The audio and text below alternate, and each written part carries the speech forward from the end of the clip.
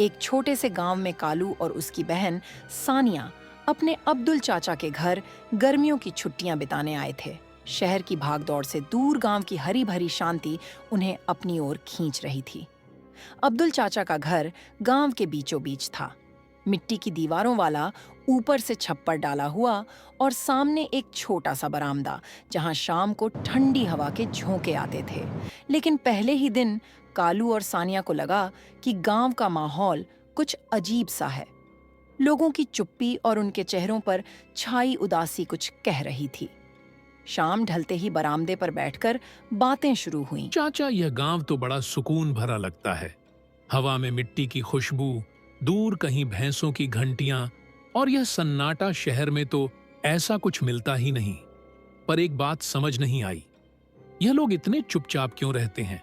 कोई हंसता बोलता नहीं, सब अपने में खोए हुए से लगते हैं। कालू, गांव की शांति बाहर से ही अच्छी लगती है बेटा। जो बाहर से दिखता है वह अंदर का सच नहीं होता।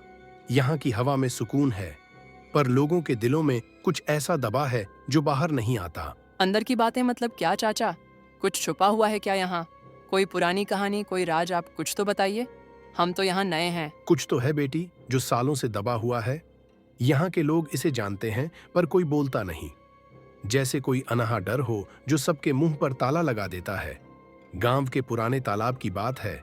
वो तालाब अब सूख चुका है, पर कहते हैं वहां कुछ ऐसा हुआ था जिसके बाद से लोग उस तरफ जाते ही नहीं। उसकी चर्चा तक करने से कतराते हैं। तालाब? वो कहाँ है चाचा? हमें दिखाओ ना। सूखा तालाब तो और भी मजेदार लगता है।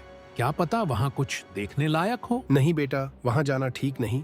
लोग कहते हैं वहां अजीब अजीब सी आवाजें आती हैं, कभी हवा की सनसनाहट, कभी पानी की छप-छप, जबकि पानी तो वहां बचा ही नहीं। आवाजें चाचा, ये तो कोई भूत की कहानी लग रही है। आप भी ना हमें डराने की कोशिश कर रहे हैं। सच बताइए ना, क्या हुआ था वहां? कोई ढंग की बात थी या बस अफवाह? ठीक है, सुनो। कई साल पहले एक जमींदार था। वो तालाब उसका था। बड़ा रोबीला आदमी था। गांव में उसकी तूती बोलती थी। एक रात वो वहां गया, किसी को नहीं पता क्यों, और फिर कभी लौटा नहीं।